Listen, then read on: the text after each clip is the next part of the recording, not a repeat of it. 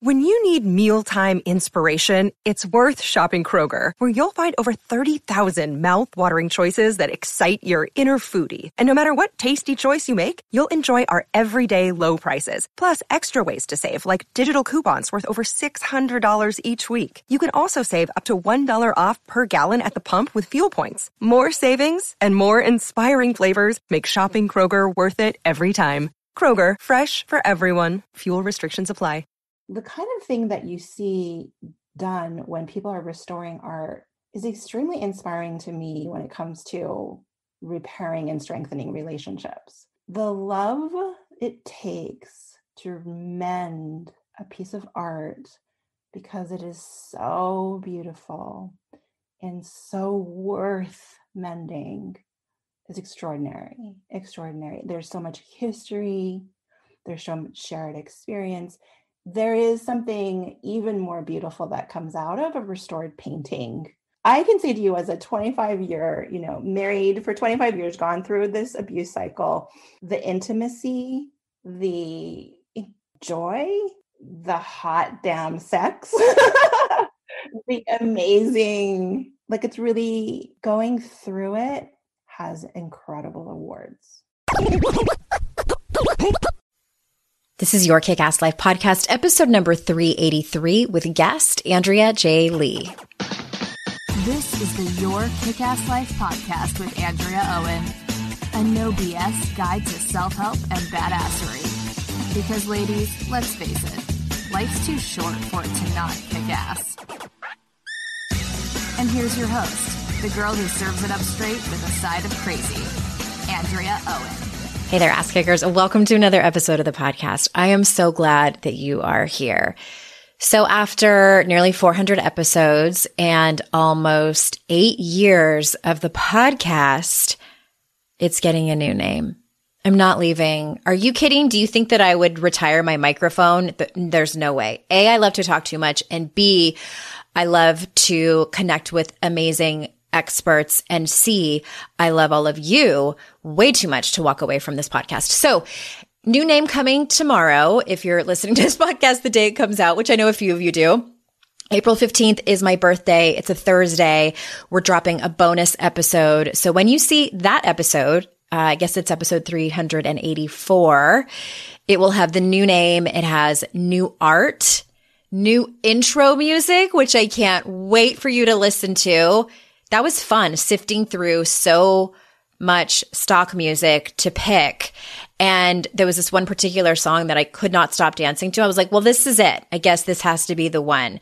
And a new intro. I'm just really, really excited. It's something fresh. It's something new. I'll talk about more of the reason why and what you can expect in that bonus episode that's coming out on April 15th. But we do have a guest for you today. I am pumped to have you listen to this conversation. One quick other announcement. It's really not that dramatic, even though I kind of made it sound dramatic. Just wanted to invite you to come and hang out with me on Instagram. I have a new Instagram name and so many great changes happening over here for so many people in 2021.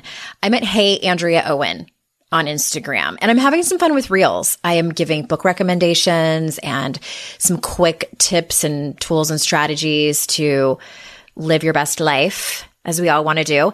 And in my stories, you'll still see some quick videos of my dog, Giselle, who is napping peacefully right now. She's my senior dog, as well as some behind the scenes of making the podcast and writing books. I'm going to be doing more of those for you because that's always just fun and exciting to get a little peek behind the curtain. So, hey, Andrea Owen over on Instagram. All right, let's move into this fantastic interview with my friend, Andrea Lee. For those of you that don't know her, let me tell you a little bit about her. Andrea J. Lee is a futurist with her finger on the pulse of the human spirit and how it can change the world. Throughout her life, Andrea has done one thing: help the people she cares about achieve what they think is completely impossible. Not once, but twice, she helped reinvent the coaching profession and knows one thing for sure: humanity is essentially good and astoundingly powerful. Andrea is a trusted source of coaching innovation and a force for change in the field of emotional abuse and interpersonal violence. Her business was once named an extraordinary bull market company by Seth Godin and Fast Company magazine, and her clients often like to call her names, things like Morpheus, the Jay-Z of coaching, and the Hello Kitty coach. So without further ado, here is Andrea. Andrea J. Lee, welcome to the show. Hey, thanks for having me. Did you like how I said your full name? Yeah, I sat up straighter. Oh, it's so profesh. And to differentiate you, because we do share the same first name and same pronunciation. I'm excited to have you on the show. And I was looking at your website before we jumped on together, and I'm like, how many books have you written? And I didn't know this, but I think it was your first book, Multiple Streams of Coaching Income, was actually published in 2003. And that was my introduction to you. Oh my gosh. That was a long time For ago. real? 15 years. We're totally dating ourselves. Oh my gosh. You have a book that is a legal adult. Exactly. That's exactly what we say about it. Yeah. You were like one of the, you were kind of one of the OGs of the coaching industry. And I know you've sort of branched out and done a lot of different things now that we're in this, new era, but I'm super excited to have you. You know what? You can't go back in time and get to know new people. Does that make any sense? So it's fantastic to be here with another Andrea. We have like 18 years of shared history. Mm-hmm. Let's do it. Let's go deep. Let's go. Well, and I have, you and I, we just kind of formally met a few weeks ago, and you're, contributing to my new book that's coming out, which thank you again for that. And I am enjoying getting to know you a little bit more. And one of the things, the first thing I want to ask you is this is from your bio. And I was like, I need to ask about this. It's the first sentence of your bio. It says, Andrea Lee is a futurist with her finger on the pulse of the human spirit and how it can change the world. I was like, I don't know what that means, but I want to know more. So please, like, how do you describe that? Say more about that. Okay. So are you a Star Trek fan? That's no, maybe that's why it makes me so curious. Okay. No. Harry Potter. Okay, yes. But Star Trek. Okay. No. Well, Harry Potter works also. It's like, so in Star Trek, very briefly, there's a character called Counselor Troy. And for our Trekkers out there, that will be very familiar. She's the character kind of like Hermione in Harry Potter, who's just like, feels a lot, picks up stuff between the lines. I'm not going to say psychic. That's not a word that I relate to, although that's cool. I'm just a kind of a deep feeling kind of person, if I could put it that way. And because of that, I often feel like I'm listening between the lines, and I can sense when something is happening, let's say within the coaching profession. I can sense that right now there's like a return to roots and stuff like that. So that's what I mean. Finger on the pulse. I kind of feel like the heartbeat of things is something that I'm tuned into quite a bit. That's so interesting. Okay. And then it goes on to say, and I can't remember if this is in your bio or somewhere else on your site. And this made me also super curious. So you say, I'm a Canadian-born Taiwanese cis-gender woman who has been brought up with white privilege inside the model minority myth. Yeah. So can you say more about that? Super intriguing. Yeah, well, I am Asian, so I look Asian, but I was born in Canada and brought up speaking only English, at school, but go to Chinese school on Saturday. So I'm this person who looks Asian on the outside, and I'm Taiwanese, but a lot of my education and who I am, my makeup, like the values that I have, very much of Canadian culture, of white culture. And so it's kind of like, there's this word, it's a big ass word.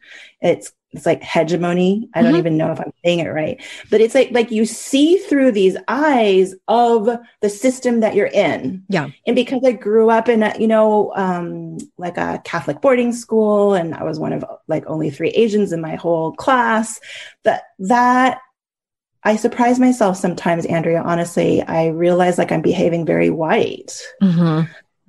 And that's not bad per se. It's just a little surprising when my own mother looks at me. It's like, I guess you are married to a white guy, so I'll let that one pass. It's a bit of a culture shock that way. A culture shock for you? a culture shock for me, a culture shock for the Asian people in my life. Okay. My family. Okay. Interesting. Thanks for explaining that more. And I just always get so curious about, I also feel like for anyone listening who's ever written a bio, I feel like those are some of the hardest things to ever write. And of course you have your professional credentials, which for many women can be a struggle, sort of bragging about yourself, but then also kind of trying to infuse who you are as a human into it. And when people write interesting things like that, I always get really curious and like, tell me more about that. I feel like it's such an intimate peek into your life in just one sentence. Mm-hmm. Yeah. And you're also making me realize I have a couple of really long sentences in my bio. I need to go back and put it. critiquing run-on sentences. Well, what about, okay, I want to sort of jump over to this new-ish topic and you please tell me like when you started writing about this. And we have a mutual friend, Samantha Bennett. She's been on the show a couple of times and she sent me the link to it. And she's like, check out Andrea's blog about her work that she's doing. It's called Stop Being Abusive. And I was like, wait, what? And I thought, my immediate thought when I saw it was like, oh, you were in an abusive relationship and now you're healing from it. But it was not the case. So can you tell us about that? Sure. The full name of the blog, so Stop Being Abusive is, the short name, but really the premise behind it is that you can stop, or maybe even better, we can stop being abusive. And I started writing that. My first sort of public outing with this topic was in 2018. So 3 years ago now, in the Washington Post, where they Lisa Bonas very kindly took a big risk and published this article. I verbally abused my husband. Here's how I stopped. And that thing took off like, it was really sweet the way it took off. The Washington Post article went viral. Yeah. Well, I mean, what's viral? I guess, yes, ish, viral-ish, but lots and lots of, hundreds of comments. And there's a video that goes with it that was up on Upworthy that was millions of views within a couple of weeks. So viral-ish. It is a topic that I think concerns all of us. So before any of our listeners today are thinking, well, this is not for me, I like to say, especially now, given American politics, that, the violence that we see on TV, that the violence we saw on the news, all this violence, that starts at home. Mm-hmm. Every single person who we see on TV behaving violently grew up in a home that somehow contributed, or did not support something different. Mm-hmm. But this thing about being emotionally abusive and verbally abusive or psychologically abusive concerns all of us. My particular story is that I grew up in a verbally and psychologically abusive household. So I do have that experience of being a victim or survivor of abuse. But then I internalized it, and it felt like I got a taste of what power was like when I raised my voice. Mm-hmm. And in my marriage, which is now, thank you to all the powers that be, 25 years and better than ever, I was really, really just an asshole to my husband for like a long time. And that has turned around now, flipped into something really beautiful. And so that's what I write about, is how do you not become the thing that you suffered? Mm-hmm. How do you fight racism, genderism, ableism, all the things, classism, elitism, and not become an oppressor yourself? How do you not propagate the cycle, perpetuate the cycle of abuse? Or if you are, how do you turn things around? You got it. Yeah. Well, I'm definitely going to send people over there, and the link will be in the show notes.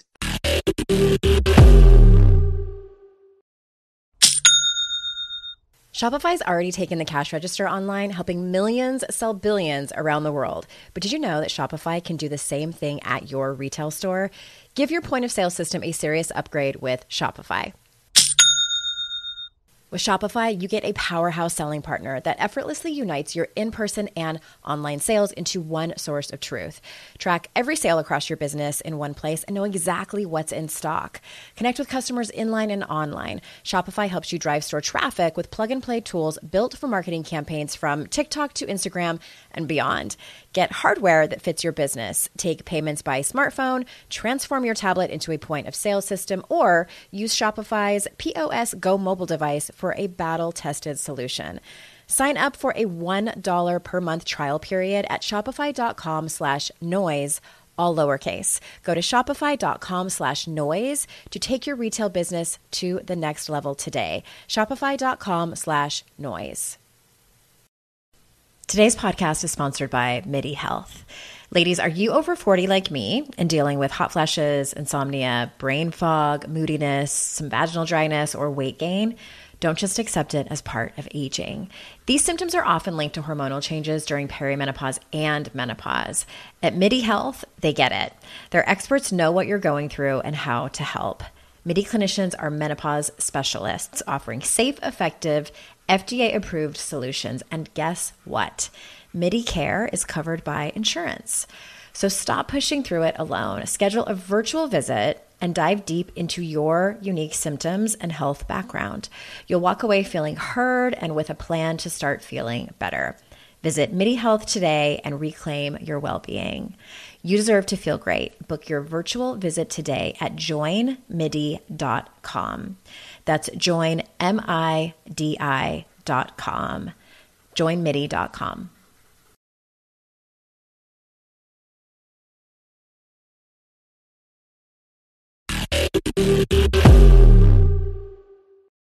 But can you give us a sneak peek? And where I'm really curious is, how did you kind of come to admit and realize? Because I've been in that situation before, and this is a much smaller scale, but like if I've been in an argument with somebody and I realize that I'm wrong, and that they have like a really excellent point, and I'm like, oh, there's kind of that sinking feeling of, okay, I have two choices in this moment. I can either keep arguing my point, which I know is wrong, just for, to save face, or I can say I'm sorry and say, actually, you're right. I apologize. Like, so when that crossroads for you, like, was your husband telling you? Was it a therapist that was telling you? Did you realize that on your own? What did that look like? It definitely was in relationship. Like it was the reflection that my husband was giving me of my behavior being unacceptable.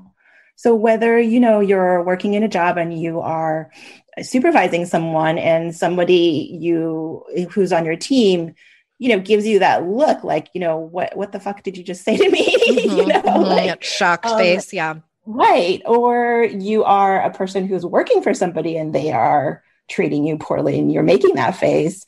I think it's all in the reflections. For me, I'll put it very delicately, but very pointedly. I could tell that there was fear in my husband about me. Mm-hmm. Like, it's like an analogy that I use in one of the posts at the blog has to do with the fighting dog rings that are so sad. And we hear about them, these dogs that get abused to make them fight for money in these fighting rings.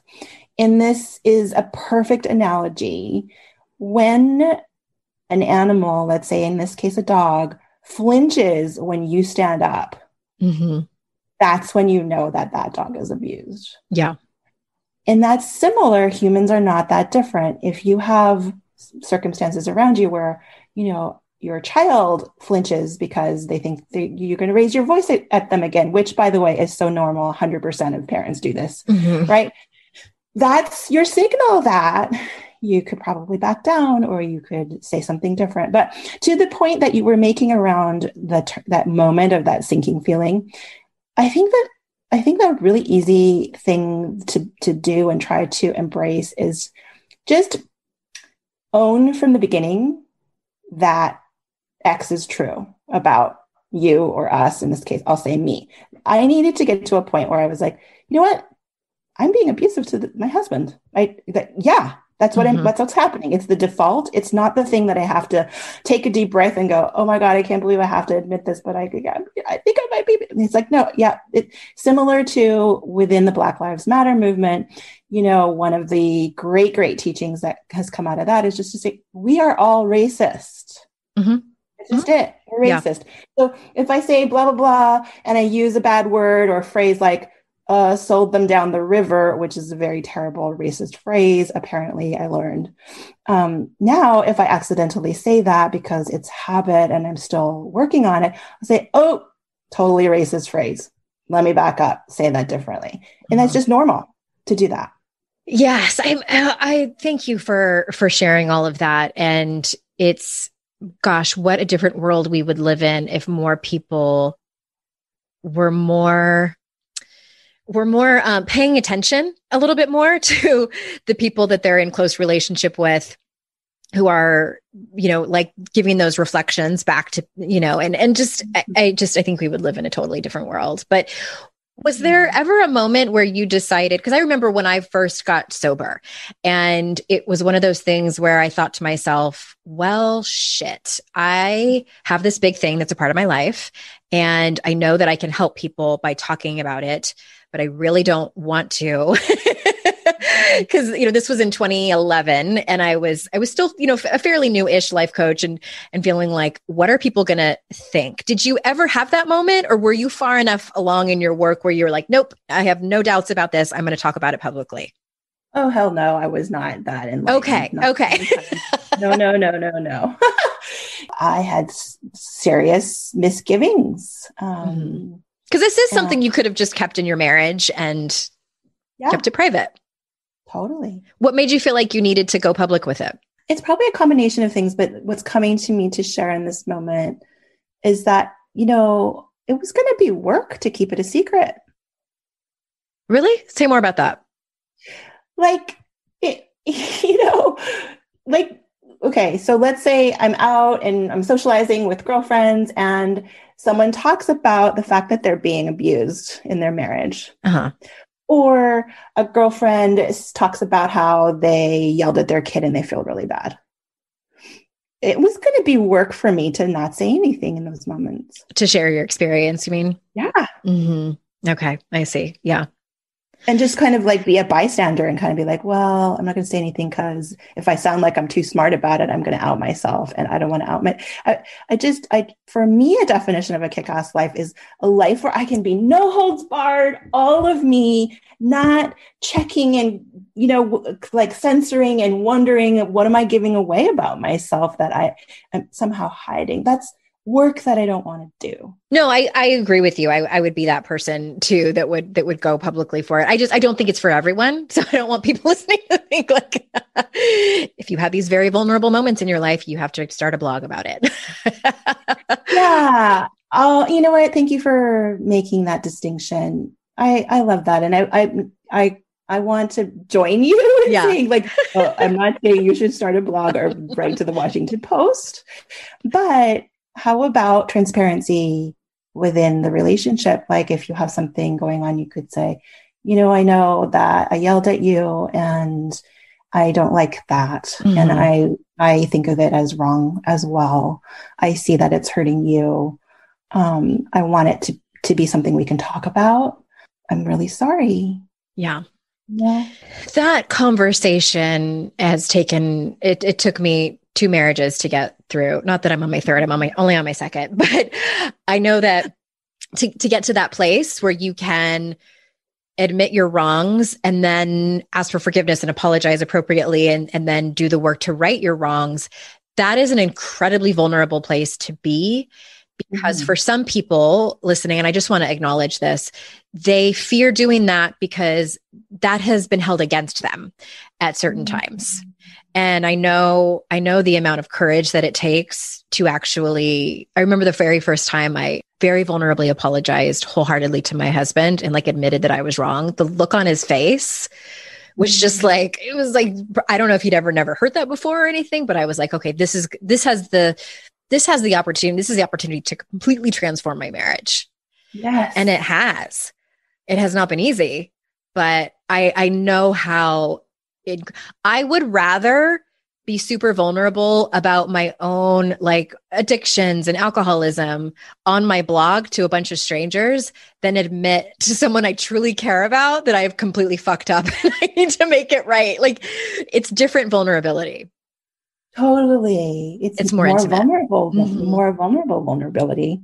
Yeah. The thing I think that's key in that, Andrea, which I love, and if you're willing, I mean, I'd be very curious too, not to turn the tables on you, but maybe a little, that when you're vulnerable in an intimate setting and it's been held against them, like I'm curious about that and what the roots of that are, because that's where the gold is in that scenario, in my opinion. Like if we can get to the conversation around why it's scary, what is the fear around vulnerability being held against us, then we can find a way to do it anyway and protect, get what we need, protect ourselves, blah, blah, etc. So apologize, be wrong, and, be able to take care of ourselves. I want both. That's what I want. Yes, ideally that's fantastic to have both. And when the outcome is that way, I think it's a very beautiful outcome. In my experience, both in my personal experience and professionally, just in what I've been trained to do, is that vulnerability is held against someone when the person, we'll call them the oppressor, is shaming them, and it typically happens when they have grown up with the model that we don't do vulnerability, that vulnerability is weakness, and that I need some kind of, for lack of a better word, ammunition to have against this person so that I can't get hurt. And so what happens when the oppressor sees that like vulnerability and is like a predator in that moment, is like going to jump in on that? Like what, is it's used against you, and it's, like hard words and, violence and, stuff like that can happen. I totally see that. Yeah. Yeah. And I think this is definitely something, if people are experiencing this, to work through it with a therapist. But off the top of my head, my advice to that would be to, as kindly as possible, call it out in the moment and say, this is an example of, this is a trust problem, and I want to have a better relationship with you. I care about us, whether it's a friendship or a romantic relationship. And this kind of behavior, throwing it back at me and holding it against me and essentially shaming me for it, is moving us farther away from each other and not closer. And I would like to be closer. Oh, I love that so much. Can we cut that out and frame that piece? That would be really hard for me to do in the heated moment. Normally I would throw shit back and then have to circle back later and say those nice words when I've calmed down. Right. Well, that's perfectly, I think you've just described every North American's experience, is that, when you get poked, when you get backed into a corner. Yeah. Totally. And so this becomes a conversation around who's going to blink and how to blink safely for yourself, right? Like there are definitely situations where you should not be being vulnerable. If you know that the person is going to hurt you because of it, don't be vulnerable in that moment. It's only when you feel like you can find a way to do it, a 1% vulnerability, test the waters, see baby what steps. Happens. Have the conversation, frankly, about, I was listening to a podcast. It was really an awesome podcast with two Andreas about vulnerability. And I was thinking that, maybe that would be a way to try and have an even better relationship. So I'm going to try and be a little bit more vulnerable. And I need your help to feel like that is going to be okay and safe and not used against me. Would you be open to that? That's a good entry point. Also, the Netflix special, Brene Brown's, I think it's called A Call to Courage, is really great for people who, I'm imagining people listening to this who might have partners who are new to this work, and suggest that for a Netflix night. And I think it's a great introduction to the topic, and then maybe have a conversation about it afterwards. And in my experience too, and I imagine there's a decent amount of people listening who have been in a relationship where they have been verbally or emotionally abused or psychologically abused. I have. And it was actually what was interesting is that I didn't grow up in a house like that. And I got into this relationship when I was 17 and we were together for over a decade. And then when I got out, it wasn't until probably several years later where I realized, oh, that wasn't okay. I had, because the process happened over time, that I was groomed, and I didn't know that until a long way either. Cause it's sort of like the frog in the water, and just, you don't know it's heating up. And it's interesting that when I got into a new relationship, I was trying to repeat the old patterns, and my now husband was like, I don't do this. So we need to figure out another way. Not that he's perfect at communicating. We've had to work through a lot of stuff, but my whole point is that I think that you can use that as a gift. And believe me, it's taken me a long ass time to be able to say that. But now I know exactly what I will and will not tolerate as far as communication, as far as manipulation, as far as intimidation. Immediately no, I can spot it so fast now. And also I am not the same person that I used to be. And so all that to say, which I think is the whole point of you writing about this and speaking about this, is that people can change. There's hope. 100% people can change. Yeah, you just preach it. That's exactly what I'm saying. I think that sometimes in this kind of very self-helpy world, we can get discouraged, that it's I'm trying to change and can't. The main thing that I would love to say, Andrea, just in this little moment, is that if we're not willing to feel the pain of the things that we're going through, we're not going to sustainably change. Mm-hmm. Say that again. So if we're not willing to fully experience the pain of what we are going through, whether we are being abused or we are being abusive, if we can't sit in that intensity, the acidity, the pain, we're not going to get that change done. So to the degree that we can, take those deep breaths, right now, listening to this right now, you and I, remember that we have toes, be in our body, wiggle those toes. Remember that we have an animal body, and kind of take it on. It's you know what I said that time, ouch, ouch. And I promise that getting with that ouch is what fuels and nourishes real change that you really, really can change. Yeah. Yes to all of that. And I just want to tack on one more thing around this topic is very recently, well, I think it was last fall, I had a guest on my show, Britt Frank. And if anybody missed that episode, I definitely encourage you to go listen to it. And she talks about being in relationships with narcissists and how, what does that really mean? What does it look like? It's kind of a word that gets thrown around. And she, either she was on her website or she had talked about it on the show. I can't remember, but she talked about reactive abuse. So one of the reasons I poo-pooed that my ex-husband was an abuser was because I did it back to him.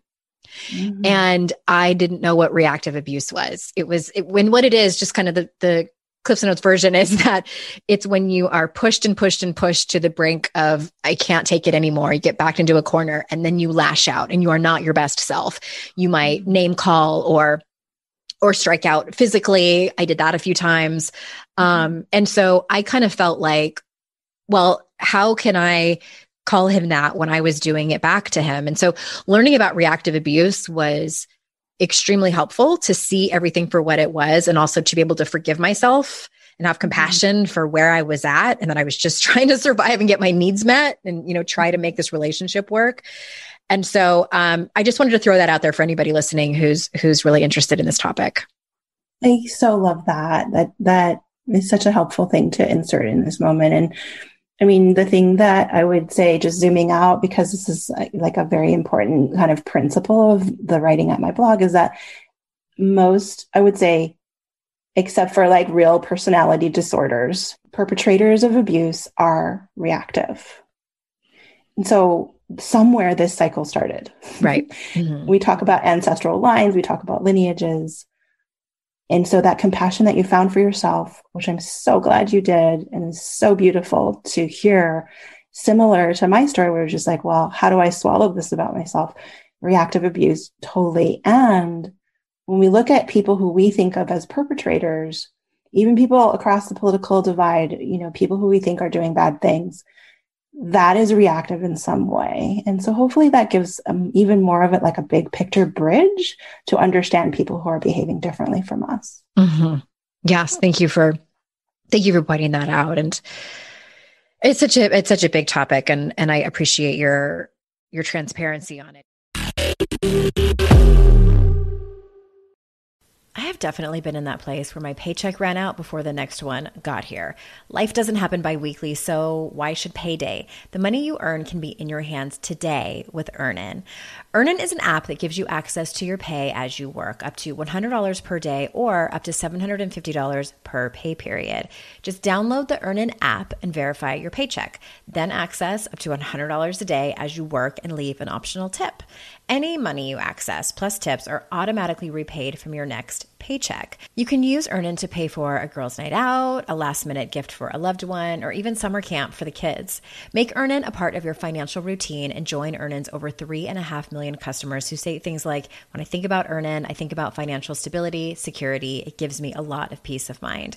Download Earnin today, spelled EARNIN, in the Google Play or Apple App Store. When you download the Earnin app, type in noise under podcast when you sign up. It really, really helps the show.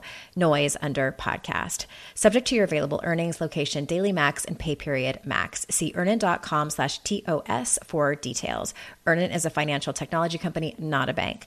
Bank products are issued by Evolve Bank and Trust, member FDIC.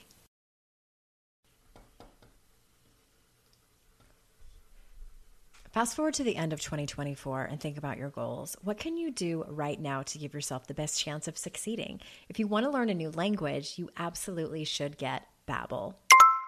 Don't pay hundreds of dollars for private tutors or waste hours on apps that don't really help you speak the language.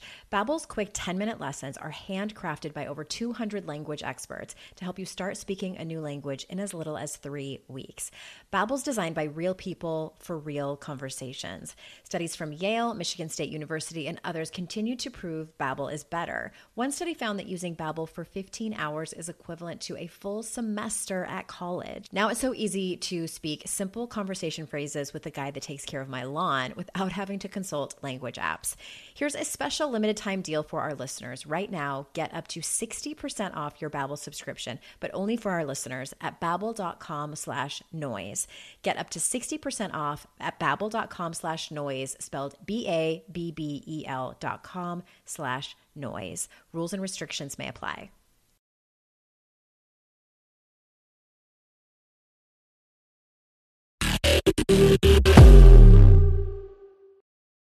And I want to kind of switch gears a little bit because there was something else that jumped out on your website, and I'm going to quote you, and you say it's possible to be fierce, outraged, bold, and go for your goals while also being kind. So can you talk more on that? Like, what are some ways to do this when people are seeing injustices happening that probably anger them and hurt them? Mm-hmm. So it's interesting. I think the way that I'd like to talk about this in a certain direction. So I would love it if I could I'll give the definition of trauma that is used a lot in psychotherapy and psychological circles. And that is that trauma is too much, too soon, too fast. I like that short and sweet definition. Yeah. And so interesting because, so let's say somebody near and dear to you passes away. Mm-hmm. It's a lot. It happened quickly, and it's happening amongst a busy life already. So that might register then on the trauma scale. It's like too much, too soon, and too fast. COVID is an example of that. Mm-hmm. Brilliant. Yes. So it's really helpful to have that definition, because then you can walk around in your life and kind of go, whoa, pump the brakes. This is too much, too soon, too fast. Chill, just like slow it down, you know what I mean? And that we can protect ourselves from re-traumatizing ourselves or creating new traumas for ourselves. And the reason I bring this up in answer to this particular question is, like, if we can find ways to understand that slowing things down, doing less is going to prevent us from lashing out, is going to prevent us, other people from behaving badly, like that's like all you need. Does that make sense? And so I like simple, like if we can hang on to just one thing, be watchful for when things are feeling too much, too soon, too fast, and a lot will change. Yes. I wish I would have heard that advice. I'm not sure if I would have taken it though, when I was first starting my business and I had 2 babies and I had just gotten sober and it was too much, too soon, too fast. Yeah. So the reason I say that in answer to your question about the yes and of, you can be, angry and kind, is that if you bear in mind that, you can be angry, but not too angry, too fast, too soon. You can be angry at someone who was, behaved in a bad way, but also be kind. Like say, I would really like to talk with you about this issue. It was hurtful to me. I think that, there's opportunity to do better. What's a good time and, good space for you to have that conversation? So that's respecting that there is a good time. There is maybe a busy moment in their life where now would be a bad time to talk to them about this. And then when you do get to that place of talking to them in that good spot, then you can say, it makes me really angry that this happened. I know that there must be reasons for it, but it was brutal what happened. And I really need for you to know that. See how it can be, you could be like outraged. Yeah. And still talk in a calm voice. Yes. I want to add on to that, if I may, in that, I entered the quote unquote coaching world with like 0 tools. Like I had been to therapy, but I still wasn't totally and completely admitting that I had like my own flaws. I know that sounds incredibly arrogant, but it was more so like I was afraid to look at like my shadow side and things like that. So I was really good at blaming and deflecting and dismissing. And it just, I was just doing what I was taught, as I walked into the work.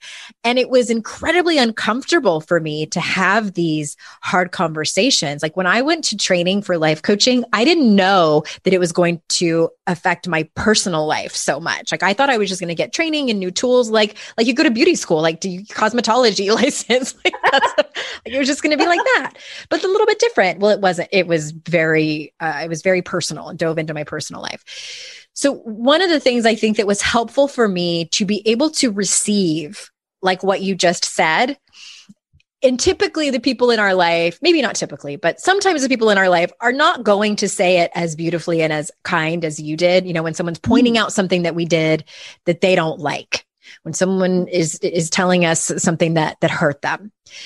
One of the things that helped me be able to hear that is to understand that that person's first priority is not necessarily to make me wrong, to point out that I'm a bad person, because that's where I would go. I'm like, oh, this person thinks I'm a terrible human. And then I would beat myself up for it. That person's priority is our relationship. Most likely, that's why they're bringing it. Yes, you are going to get the occasional person who wants to bring something to you just to point out all your flaws. But I think for the most part, like if your partner or your best friend brings something to you, it's because they care about their relationship enough to try to give you the opportunity to clean it up and make your relationship better. Yeah. That shift in perspective changed a lot for me because I was like, oh, this isn't about, this is just about my behavior. It's not that I'm a terrible human being, because I would fall into these shame spirals and then not be able to listen, let alone try to apologize and make things right. I was all caught up in like, oh my God, I'm a terrible human being, like paralyzed. And it's still very uncomfortable. Like, I do not like hearing that I've been a bad wife or that I've hurt my best friend, which I still do from time to time, like on accident.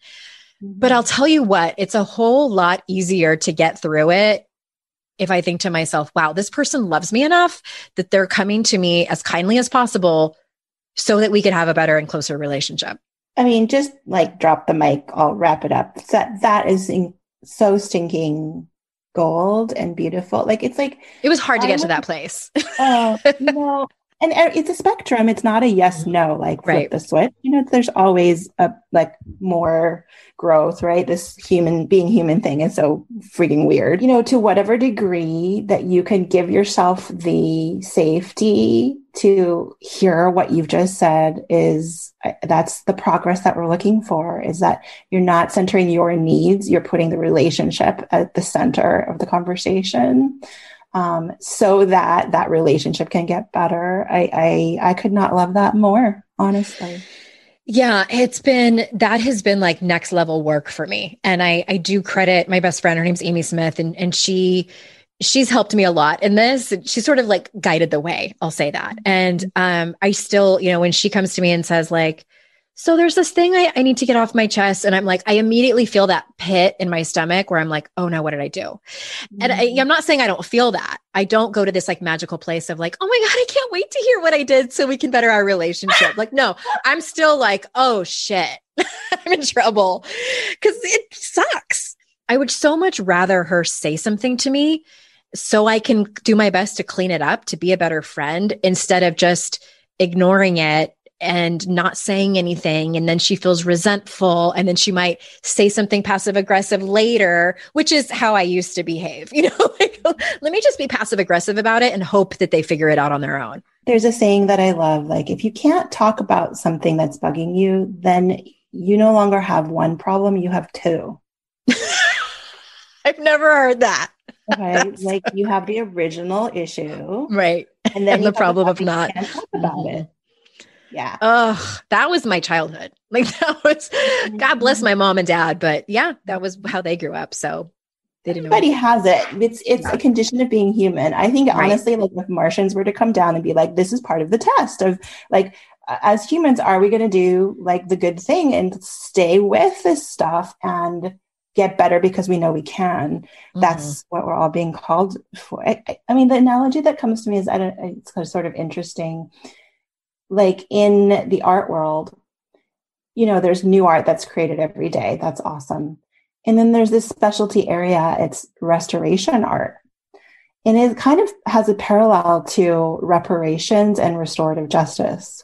The kind of thing that you see done when people are restoring art is extremely inspiring to me when it comes to repairing and strengthening relationships.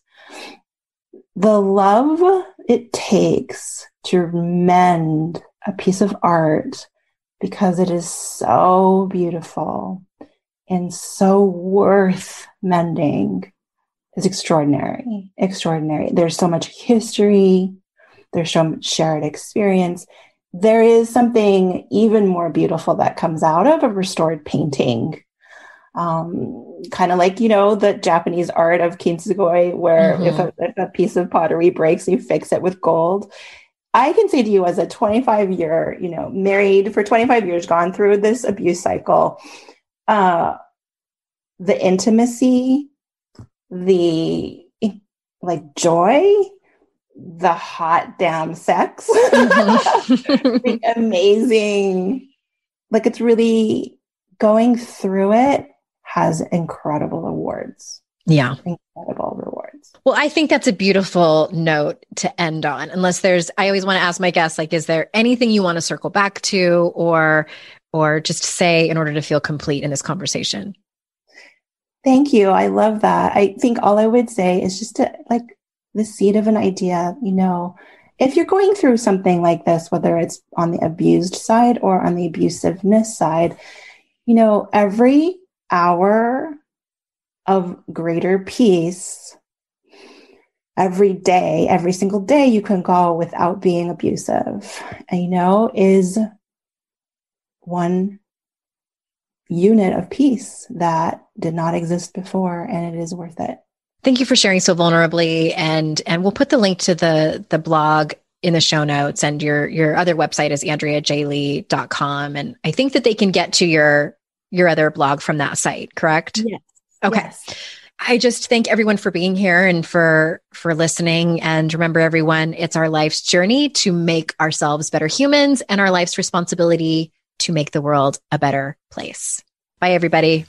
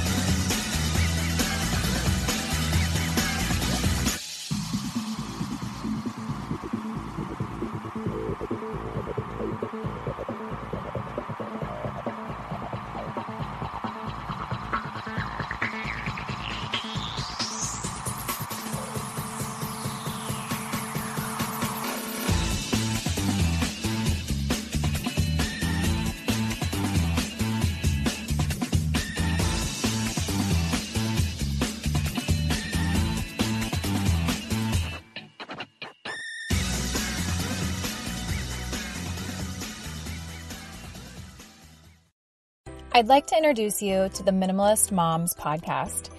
It's hard enough being a mom, and the last thing you need is stress from too much stuff and an overcrowded schedule. For too long, I lived with the mindset that bigger was better, and the more I added to my life, instead of feeling better, I felt overwhelmed. It was time for a radical new mindset. Less is more.